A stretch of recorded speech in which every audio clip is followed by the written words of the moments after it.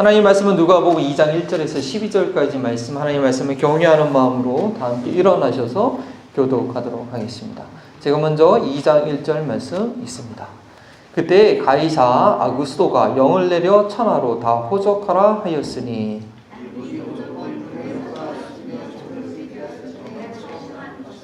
모든 사람이 호적하러 각각 고향으로 돌아가매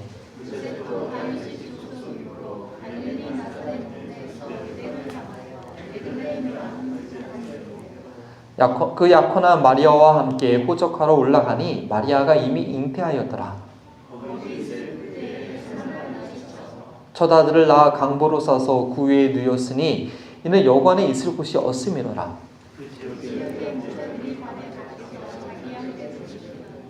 주의 사자가 곁에 서고 주의 영광이 그들을 두루 비추매 크게 무서워하는지라.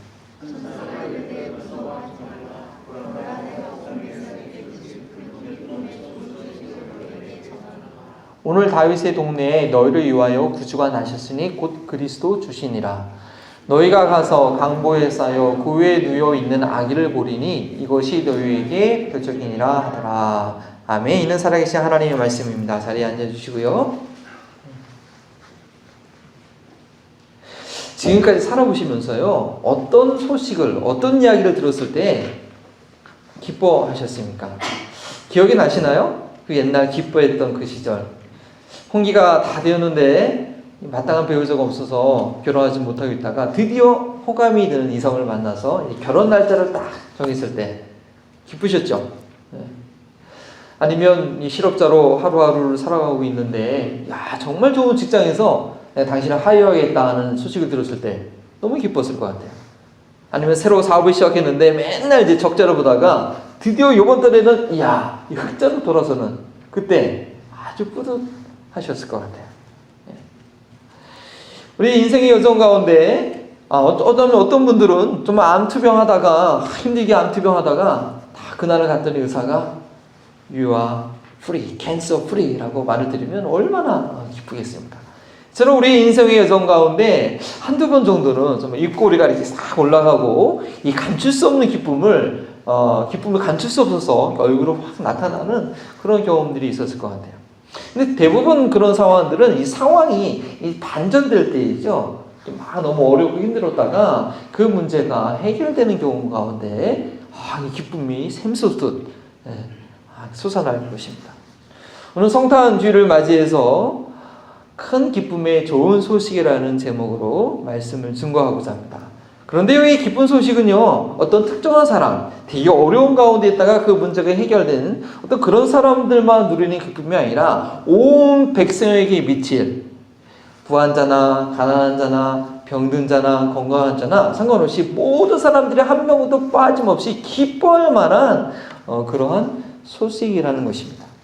근데 오늘 본문 말씀의 상황을 잘 보면요, 그런 기쁨의 큰 기쁨의 좋은 소식이 될 만한 그런 상황의 반전은 일어나지 않아요.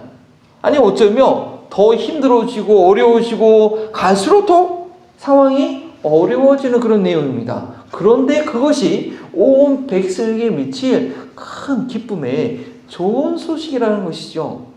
그 당시뿐만 아니라 그리고 오늘 크리스를 말씀을 하자는 저희들 그리고 앞으로 미래의 이 인류 역사가 끝나는 그날까지 어떻게 이렇게 어려운 상황이 말도 안 되는 정말 비참한 상황이 큰 기쁨의 소식이 되었는지 그 상황을 우리가 자세히 살펴보면서 하나님께서 우리에게 기쁨을 주시는 상황을 이해하고 그 기쁨을 찾는 저희들이 될 수 있기를 원합니다. 첫 번째는요, 기쁜 소식을 위한 이해 안 될 때와 장소를 한번 살펴봅시다. 크리스마스의 기적은요, 두 젊은 청년의 용기 있는 순종으로 시작이 되었습니다.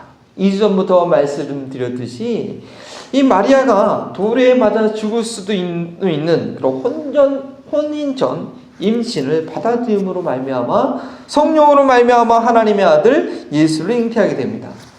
그리고 마리아와 정혼한 이 남편 요셉이 그 사실을 알았을 때 고민하면서 조용히 마리아를 끊고자 하고 있지만 천사가 마리아가 어떻게 임신을 하게 되었는지 알려주었고 앞으로 그 아이가 어떤 일을 하게 될 것인지 알려줍니다. 정말 요셉에게는 실망스럽고 치욕스러운 그런 현실이었지만 천사가 전해준 이 하나님의 말씀을 믿고 순종함으로 마리아를 데려옵니다. 누가복음에는 기록되어 있지 않지만 이 마태복음에 상세히 기록된 내용입니다. 그래서 오늘 본문에 누가복음에 요셉은 호적 등록하기 위해서 이 만삭이 된 마리아를 데리고 베들레헴으로 먼 길을 떠나게 됩니다. 당시 유대 지역은요 로마 제국의 통치권 아래 있었습니다. 우리 다니엘의 예언대로 페르시아가 지난 다음에 알렉산드리아의 그리스의 지배를 받고 그 이후에 이 로마 황제의 지배를 받고 있을 때였습니다. 2장 1절에 나오는 가이사 아구스토는요 로마 제국의 초대 황제의 호칭입니다. 좀 더 구체적으로 말씀드리면 한 번 정도는 들어보셨을 것 같기도 했는데요. 이 줄리어스 시저가 원로원의 갈등 가운데 암살된 이후에 그의 양자인 가이우스 옥타비우스가 등장하게 되죠. 근데 그가 아주 탁월한 정치력을 발휘합니다. 그래서 원로왕과의 관계도 회복하면서 로마에 나눠져 있던 모든 분산된 힘을 자기한테로 다 이렇게 복속을 하게 되죠. 그래서 로마의 권력을 장악하게 되고 나중에 원로원으로부터 또 이 민회로부터 이 존엄자라는 뜻인 아우구스투스, 우리 한글로는 아구스토라는 그런 칭호를 얻게 됩니다. 심지어는 이가 죽은 이후에 너무나 통치를 잘했다고 해서 로마의 신으로 이렇게 숭상을 받게 되는 그런 황제가 가이사 아구스투스입니다. 이가 로마의 초대 황제가 되었어요. 로마 제국이 지배하고 있는 모든 지역에 있는 세금을 아주 확실하게 거두기 위해서 모든 사람들로 하여금 호적을 하라고 이렇게 명령하고 있는 상황입니다. 당시 호적 제도가 어떤 식으로 진행된지는 모르겠어요. 저희 한국만 해도 저희 부모님이 태어난 곳, 내가 태어난 것과 상관없이 부모님은 태어난 것이 호적으로 본적으로 되어 있던 저도 기억이 있는데요.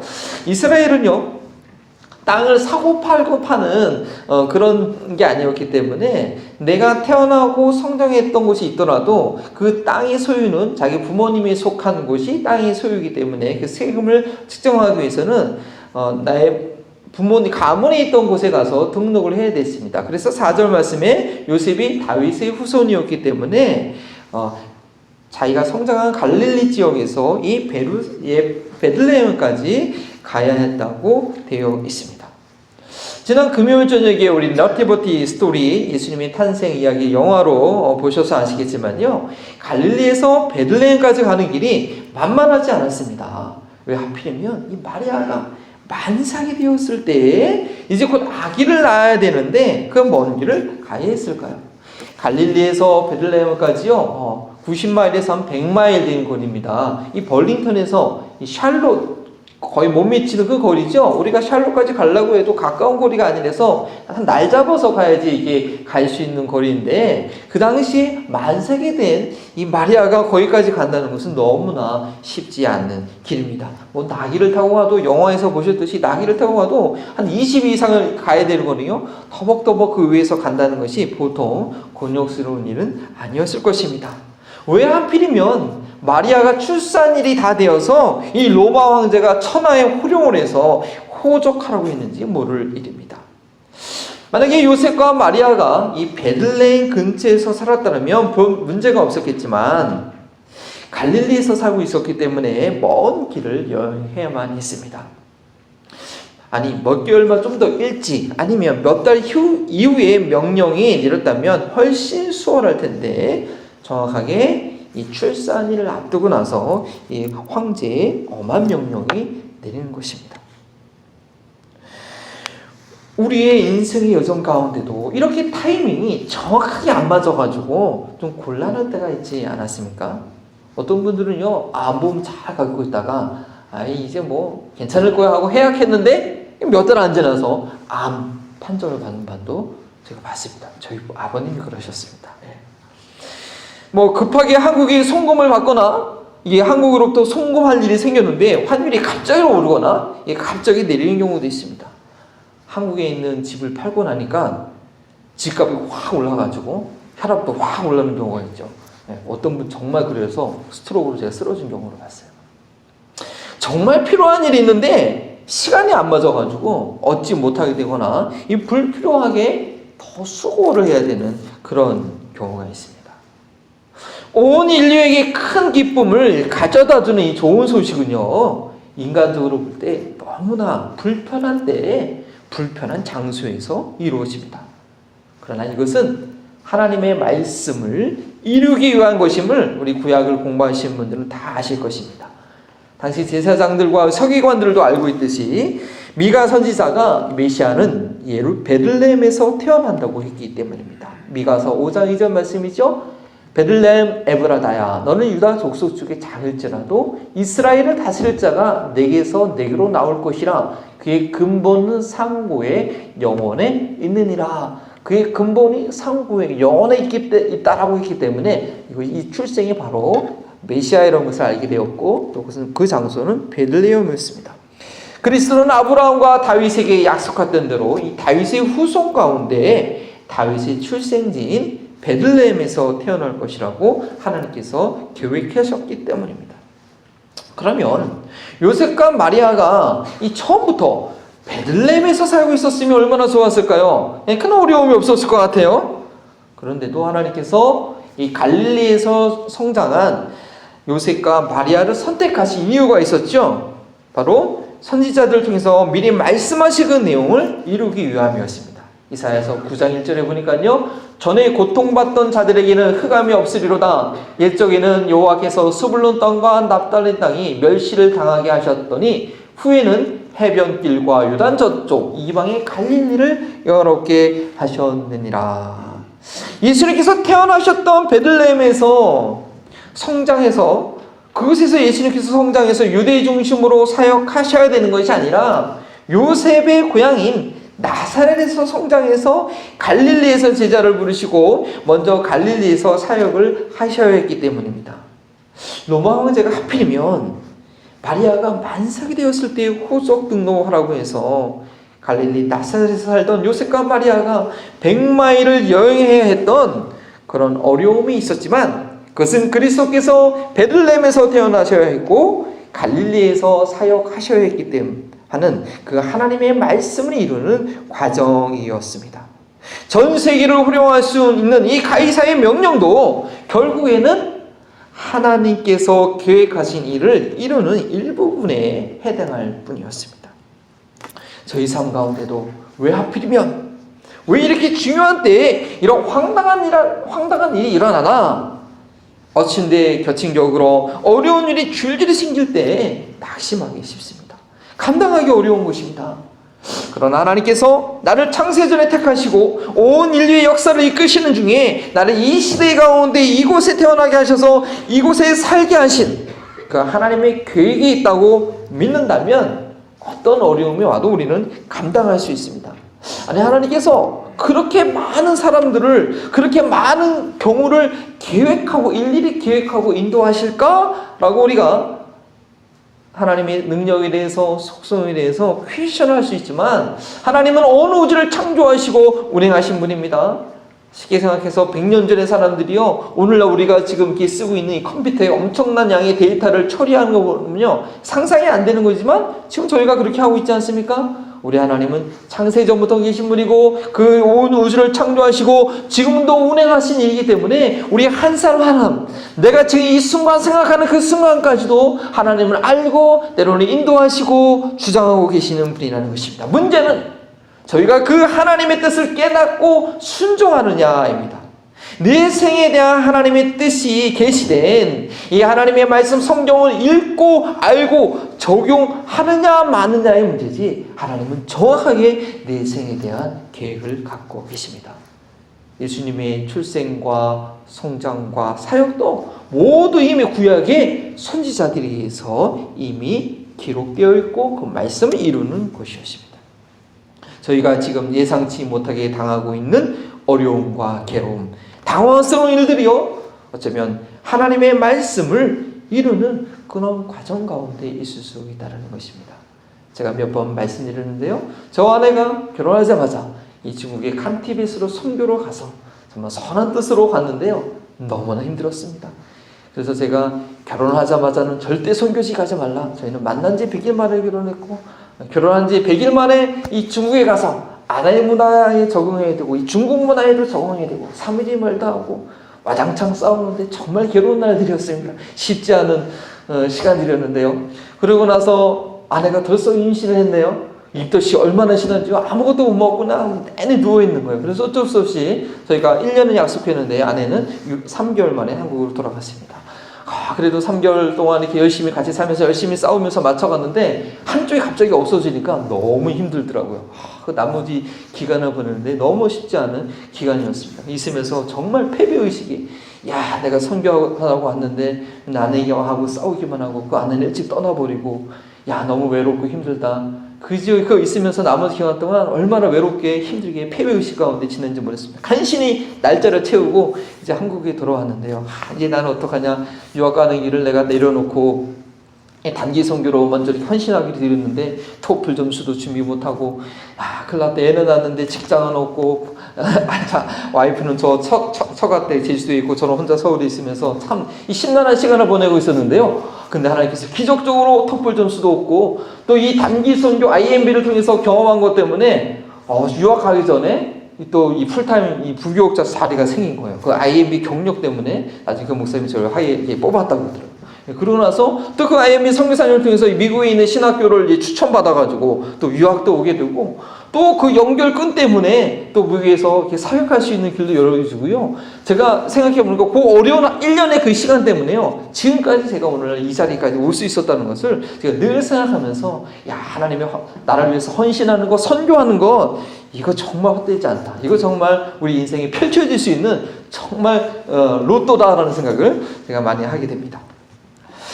하나님의 말씀을 묵상하는 가운데 하나님의 놀라운 뜻을 깨달게 될 때 아무리 황당한 일이라도 감당할 수 있는 것입니다. 그래서 저희가 한 해를 마무리할 때 잠시 운동 하루에 잠언 1장 시편 5편을 읽으면서 마무리하고자 하는 이유인 것입니다.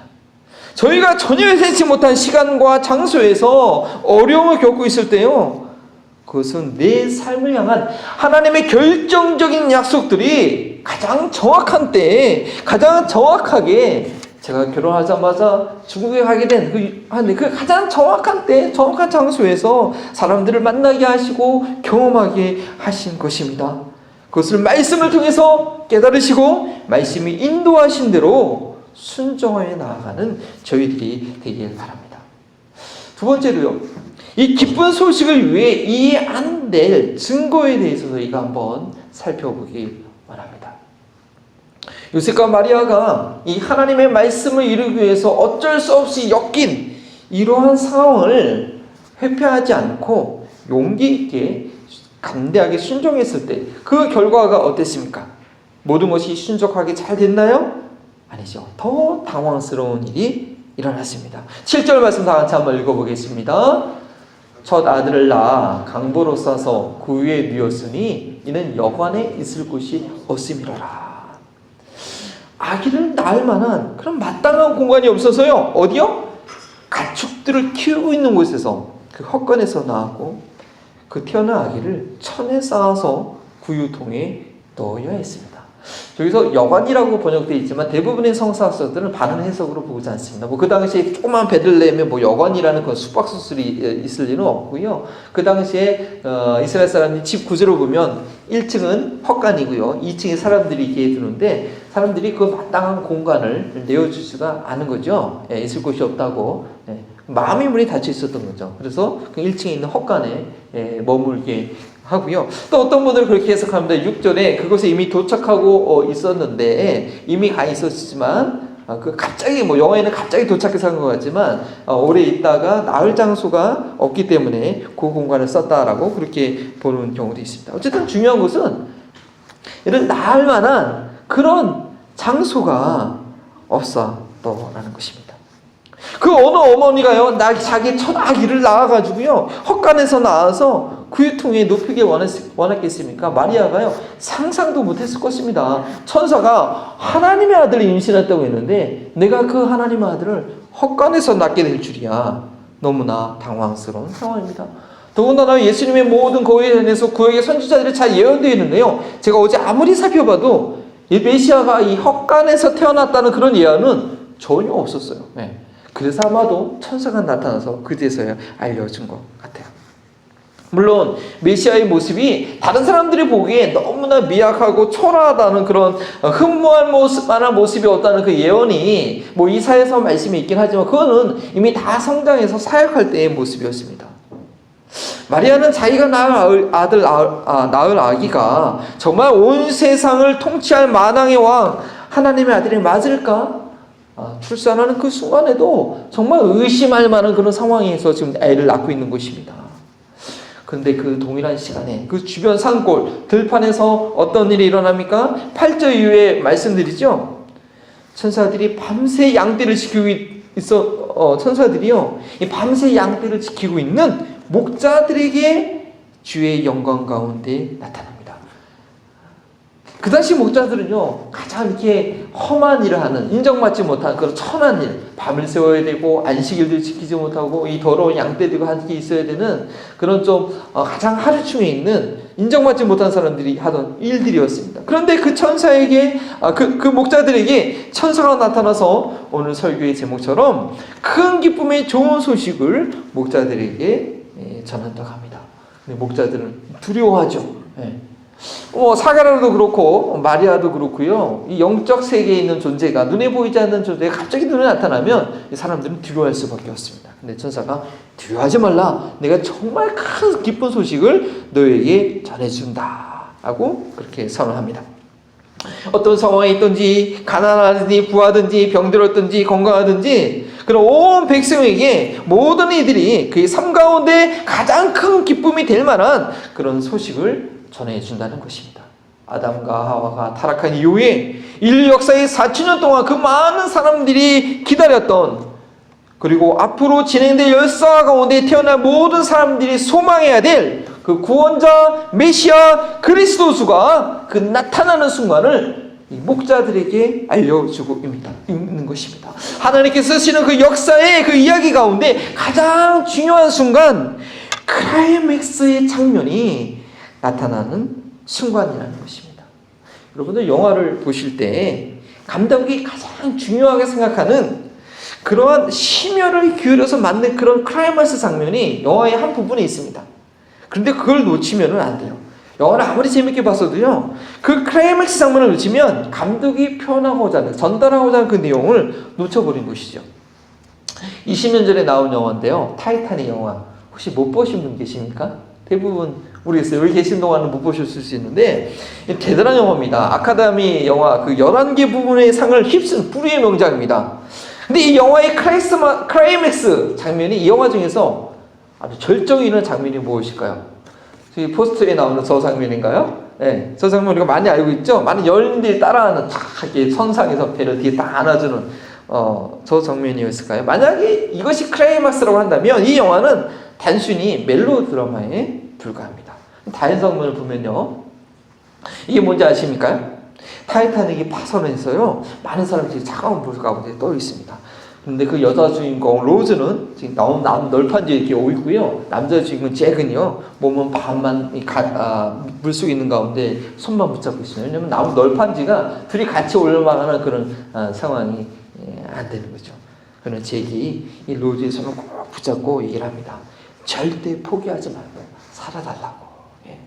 그리고 잭은요, 이 로즈의 손을 잡고 이 동사 얼어서 죽고요, 나중에 이 로즈는 구조되게 됩니다.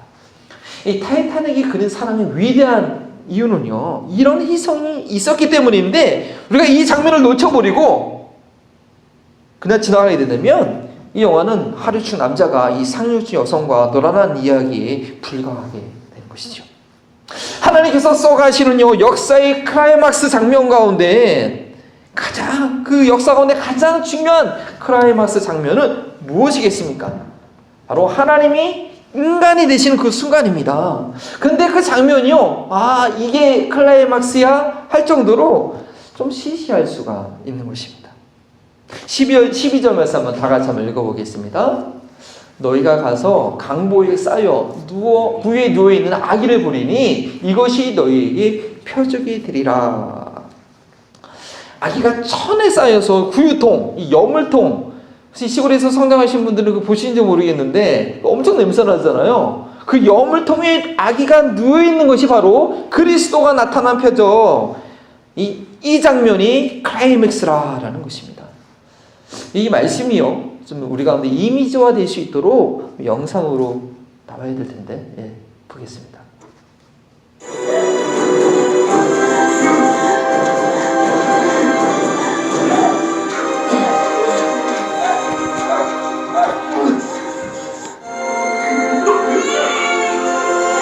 광고로 싸고 있습니다.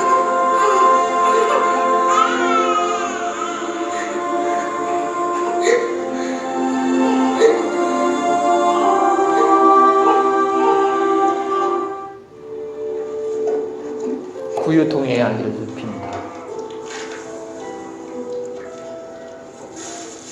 요셉이 친절하게 자기 모자를 베개로 삼아주고 옆에 당나귀가 있고요. 어린 아기를 내려놓고 있습니다.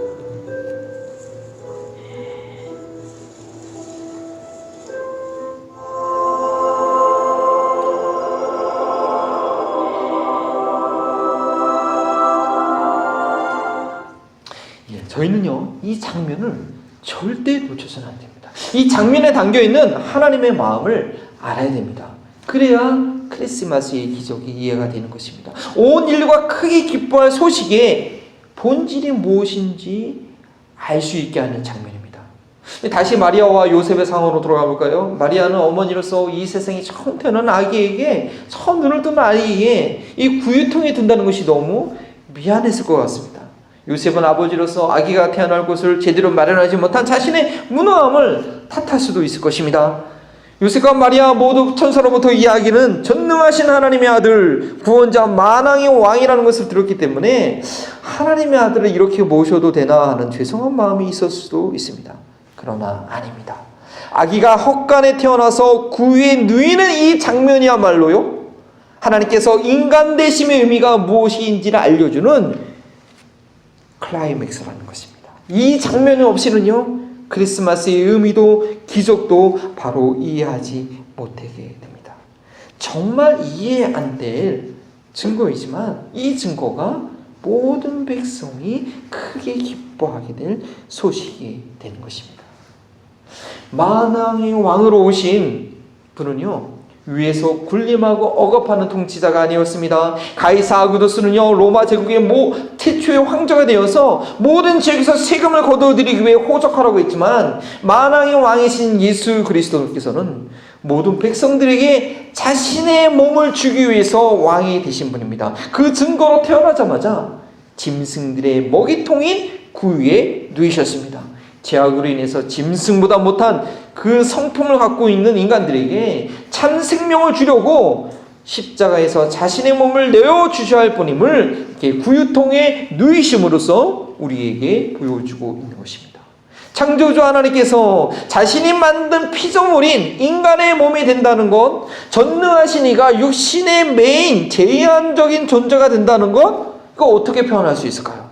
바로 헛간에 태어난 그 염을 통해 내어진 아기의 모습이 딱 그 상황이라는 것입니다. 이제 막 태어나서 가장 깨끗하고 순결한 아기가 가장 더러운 곳에 눕혀있는 그 모습이 바로 하나님께서 인간이 되는 것이 어떻게 낮아지는 것이며 어떻게 희생하신 것임을 보여주는 장면입니다. 또한 아기 예수님께서 헛간에 누이셨다는 것은요, 죄인들에게 소망을 주는 가장 기쁜 소식이 됩니다. 죄가 없으신 거룩하신 예수님께서 구유와 같이 냄새나는 나의 삶 가운데도 전혀 개의치 않고 함께 할 수 있다는 것을 보여주기 때문입니다. 12월은 교회에서 가장 많은 행사와 모험이 있는 그런 바쁜 달이라고 합니다. 목회자도 가장 성령 충만해서 예수 그리스도의 나심을 알리는 일에 교회가 전력할 수 있도록 영적 리더십을 발휘할 때입니다. 더구나 저는요, 이 크리스마스의 기적이라는 주제를 가지고 한 달간 저희 교회 가운데 우리 성도들의 삶 가운데 올해가 지나가기 전에 하나님께서만 하실 수 있는 일이 일어나기를 그런 바라는 마음으로 말씀을 증거하고 있었습니다. 그러기 위해서 제가 더 얼마나 기도하며 더 얼마나 말씀을 열심히 준비해서 전해되어야겠습니까? 그런데 저는 도리어 이 12월에 하나님과의 관계에 있어서 저희 영적인 부분에 있어서 가장 연약함을 경험했어야 했습니다. 이것이 무엇인가 자괴감이 느껴졌습니다. 그러면서도 깨닫게 된 은혜는 이렇게 부족한 자에게도 주님은 함께 하시기를 주저하지 않는구나. 구유에 누이셨던 예수님은 나 같은 자의 마음 가운데 거하시기를 거부하지 않으시고 언제나 함께 하시고 새롭게 하시고 주님의 일을 감당케 하시는구나 라는 것을 깨닫게 하는 은혜를 주신 것입니다. 진정한 크리스마스의 기적은 예수님께서 나와 함께 하시고 나를 사용하는 것이 당연한 것이 아니라 예수님께서 헛간에서 태어나셔서 구유에 누이셨던 클라이맥스가 있었던 것처럼 나의 죄악으로 인해 주님께서 지극히 낮아지시는 희생이 있으셨다는 것을 깨달아야 합니다. 이 크리스마스의 기절에 저희가 천상의 동심을 가지고 한없이 기뻐하시기 원하십니까? 우리가 무엇을 보고 기뻐해야겠습니까? 어떤 기적을 보고 어떤 응답으로 인하여 기뻐할 수 있겠습니까? 예수님께서 가축을 가둬놓는 곳에 태어나셔서 구유에 누이셨다는 것이 큰 기쁜 좋은 소식의 표적이 되었다는 것을 우리가 믿는다면 가장 초라한 나의 모습을 발견하게 되는 것이야말로 가장 기뻐할 이유가 되지 않을까요? 말씀을 정리합니다. 저희 삶 가운데 전혀 예상치 못한 일들이 계속해서 일어날 수 있습니다. 그럴 때는요 정말 안타깝습니다. 앞이 캄캄하게 보이지 않게 됩니다. 하지만 실망하지 마십시오.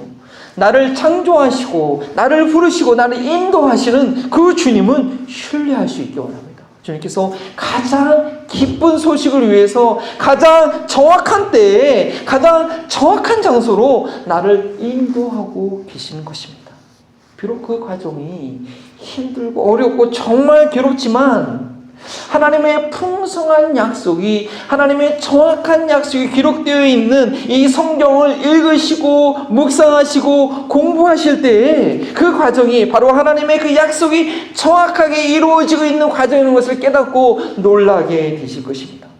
그리고 그 이루어지는 내용이요 비록 이 헛간의 구유통처럼 너무나 초라하고 인간적으로 보기에는 너무나 연약하고 초라하게 보인다 할지라도 그것이 크리스마스의 클라이맥스 하나님께서 행하신 일이라는 것을 우리가 믿는다면 그것은 천상에서 영원토록 누릴 상급이라는 것을 우리가 믿기에 세상 사람들이 알지 못하는 기쁨을 가질 수 있는 것입니다. 2019번째 맞이하는 이 크리스마스에 만왕의 왕이신 예수님께서 오늘날 그 어떤 유명한 자녀가 태어나는 것처럼 모든 사람들이 기대하는 가운데 거대한 베이비 샤워를 하고 우리 최고급 시설에서 최고의 의료진 가운데 태어난 것이 아니라 마치 미혼모가 오늘날 학교에 갔는데 갑자기 애가 나올 것 같아서 화장실에 가서 그냥 초라하게 힘들게 아기를 낳을 수밖에 없었던 것 같은 그런 태어나심이 바로 비천한 나를 위한 것이다 라고 깨달을 수 있다면 그 세상에 그 무엇도 빼앗을 수 없는 그 기쁨을 나를 위해서 태어나신 그 예수님을 천국에서 만나는 그날까지 우리는 계속 유지할 수 있을 것입니다. 우리 그 믿음을 가지고 다 함께 일어나셔서 하나님께 믿음으로 우리 고백을 찬양으로 드립니다.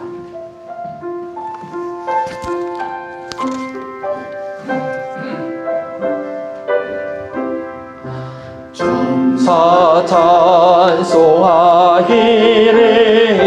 거룩하신 그 주께 영광 돌려보내세 그 주 오늘 나셨네 크고 작은 나라들 기뻐하다 파여라 영광 받을 왕의 왕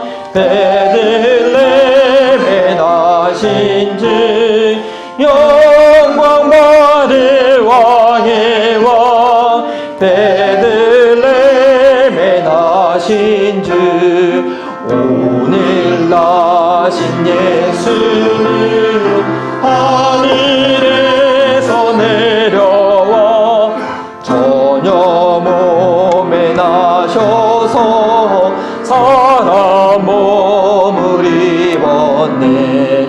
세상 모든 사람들 영원하신 주님께 영광 돌려보내며 높이 찬양하여라. 영광 돌려보내며 높이 찬양하여라. 이로우신 예수는 평화의 왕이시고 세상 빛이 되시며 은희 생명 되시네. 죄인들을 불러서 거듭나게 하시고 영생하게 하시니 왕께 찬양하여라. 영생하게 하시니 왕께. 우리 3절 한번 다시 한번 찬양합니다. 3절 한번 더 다시. 모든 영에 되시고 세상 빛이 되시며 은리 생명 되신 죄인들을 불러서 거듭나게 하시고 영생하게 하시니 왕께 찬양하여라. 영생하게 하시니 왕께 우리 죄인들을 불러서 뒤로 넘어가셔서 죄인들을 불러서 거듭나게 하시고 영생하게 하시니 왕께 찬양하여라. 영생하게 하시니 왕께 찬양하여라. 이 시간 우리가 함께 기도할 때 참으로 죄인들을 불러서 영생하게 하신 그 주님의 은혜를 감사하는 마음으로 나 같은 죄인을 때문에 나와 함께 하시기 위해서 내 안에 있는 그 모든 더러움과 악함과 추함을 외면하지 아니고 나와 함께 하기 위해서 그 마구간은 태어나신 그 예수님을 발견함으로 인하여 우리의 마음 가운데 영원토록 변하지 않는 그 놀라운 기쁨이, 그 기쁨을 전하는 저희 교회가 되시도록 우리 주의 이름을 부르시고 함께 기도합니다. 주여 감사합니다. 하나님, 죄인들을 불러서 영생하게 하신 하나님의 은혜를 깨닫는 저희들 되기 원합니다. 그 어떤 상황이라도 하나님, 그 어떤 황당한 어려운 일 가운데도 나와 함께 하시고 나에게 영생을 주신 아버지, 나를 구원하신 그 주님을 인하여 기뻐할 수 있는 저희 믿음이 되기 원합니다. 하나님, 그 기쁨이 충만한, 그 놀라운 은혜와 능력이 충만한 아버지 저희 교회가 되게 하시고 아버지, 그 변하지 않는 그 무엇과도 비교할 수 없는 그 기쁨이 충만한 저희 교회가 됨으로 인하여서 그 변하지 않는 기쁨을, 그 즐거움을, 그 영생의 소망을 하나님 온 땅 가운데, 온 세상 가운데 아버지 증거할 수 있는 아버지 저희 교회가 되게 하여 주시옵소서. 아버지 하나님, 죄인들을 불러 영생하게 하신 그 하나님의 놀라운 은혜를 깨닫는 저희들 되기 원합니다. 그래서 참으로 나 같은 악한 죄인, 불의하고 더럽고 악한 이 죄인과 함께 하시기 위하여 그 낮은 곳에 계신, 그 낮은 곳에 임하신 예수님을 참으로 이 크리스마스에 발견함으로 인하여 이 세상에 어떤 환경이 온다 할지라도 이 세상에 그 무엇과도 비교할 수 없는 그 변함없는 기쁨을 누리는 저희가 되게 하여 주시옵시고, 그 기쁨이 충만한 저희 교회가 되게 하여 주시옵시고, 그리하여 이 교회에 오는 자마다 하나님 이 세상에 줄 수 없는 그 영원한 기쁨을 누리는 그러한 교회가 되게 하여 주시옵소서. 24일 날 하나님 주님의 태어나심을, 그렇게 낮은 곳에 오신 태어나심을 우리가 가난한 마음으로, 겸손한 마음으로 소망하며 기뻐하며 주님을 높여드리기 원합니다. 주님께서 보내주신 그 영혼들이 와서 그 즐거움을, 그 소망을 발견하는 시간 되게 하여 주시옵소서. 하나님, 이 놀라운 일을 위하여 주님께 우리에게 맡겨주신 것을 다시 주 앞에 올려드립니다. 동방바사를처럼 그 먼 길에 와서 주 앞에 드렸던 예물처럼 우리 삶 가운데 힘쓰고 애쓰고 하나님 수고한 것을 주 앞에 올려드립니다. 특별히 정말 먼 곳에서 수고하시는 우리 IMB 선교사님들을 하여 이 모든 성탄의 축하 헌금을 하나님 올려드리기 원합니다. 주여 이 시간에도 5천여 명이 나가 있는 선교사님들 가운데 함께하여 주시옵시고 하나님